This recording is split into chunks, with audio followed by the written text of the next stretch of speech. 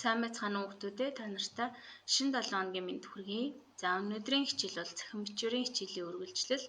Тэгэхээр цахим бичвэрийн фонтын онцлог ямар байдаг вэ гэдгийг хэвтүүлээ мэдэж авъя. За цахим бичвэрээр бичихэд одоо хэрэглэгдэх техник хэрэгслүүдэд одоо суурин компьютер, ноутбук, макбук, лаптоп, таблет, гар утас гэх зэрэг одоо энэ хэрэгслүүдээр аль алингаар нь бичих, шивэх боломжтой. За компьютер дээр болохоор Windows үйлдвэрлэлийн системийн Vista болон Windows 7, 8, 10, 11 гэсэн хувилбарууд бол монголчгоор бичих нэмэлт тохиргоотойгоор бүтээгдсэн. Тэгэхээр цахим бичвэрээр бичихэд дараах одоо хэлбэрээр буюу дараах фонтуудаар бичих боломжтой. За харин цахим орчин дэлхийн өнцөг болон бүрээс хүмүүс хоорондоо Unicode буюу нэгдсэн кодчилжлын стандартын тусламжтайгаар харилцдаг. Тэгэхээр Unicode-ийн бус фонт гэж юу хэлээд байгаа вэ? За энэ бол Unicode-ийн бус гэдэг бол өмнө нь янз бүрийн хэл бичгийн системүүд өөрсдийн гэсэн тэмдэгтийн кодлолчтой байсан бөгөөд текст өөр кодлолчтой системд зөв харагдахгүй байх эсвэл бүр эвдрэх асуудал үүсгдэг байв. Unicode энэ асуудлыг шийдэж бүх бичгийн системийн нэг стандартчилсан кодлолчилд одоо оруулах зорилготой. За Mongolian Byte фонт нь Windows үйлдвэрлэлийн системд анхдагчаар суудаг бөгөөд монгол бичгийг Unicode стандартын дагуу дүрслэх зорилттой фонт юм. Энэ нь монгол хэлний уламжлалт бусаа бичгийг компьютерт зөв харуулах чухал хэрэгсэл болдог байна. За Unicode-ийн бус гэдэг нь ийм учиртай. Тэгэхээр одоогоор бол Mongolian Byte-аас бусд нь бол бүгд Unicode-ийн бус фонттэй. Тэгэхээр хамгийн энгийнээр тайлбарлавал чи Unicode-ийн бус фонтоор шивэх юм бол одоо өөр нэг хүн рүү ямар нэгэн цахим системээр ингээд дамжуулах юм бол фонт нь танигдахгүй байх магадлалтай.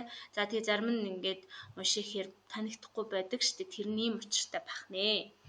За гар утсанд үндэсний бичгийн фонт суулгах заавар гэхээр ихэнх утаснууд монголчгийн Unicode-ыг дэмждэг стандарт фонттой ирдэг. Тиймээс танд нэмэлт фонт суулгах шаардлагагүй байж магадгүй.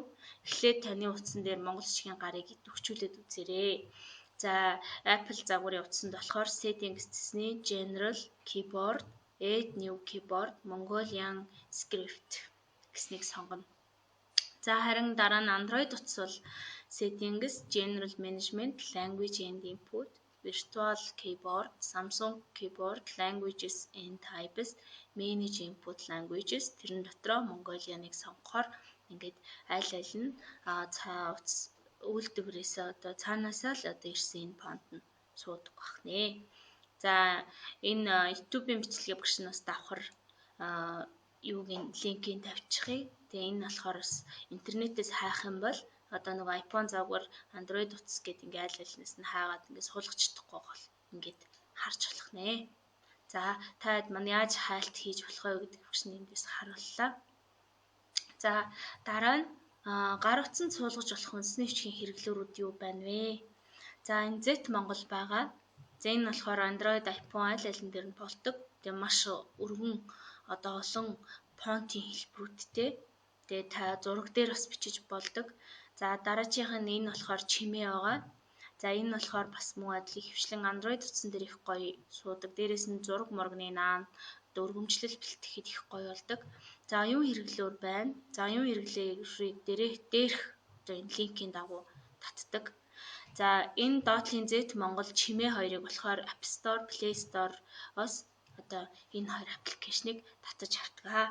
За та бүхэн маань энэ 3 хэрэглүүрийг гар утсандаа татаж аваад тус тусын онцлогийг судлаж үзээрэй. Судлаж үзсний дүн дээр багшийнхаа оруулах сорилоор өөрийгөө сориорой. Анхаарал хандуулсанд баярлалаа.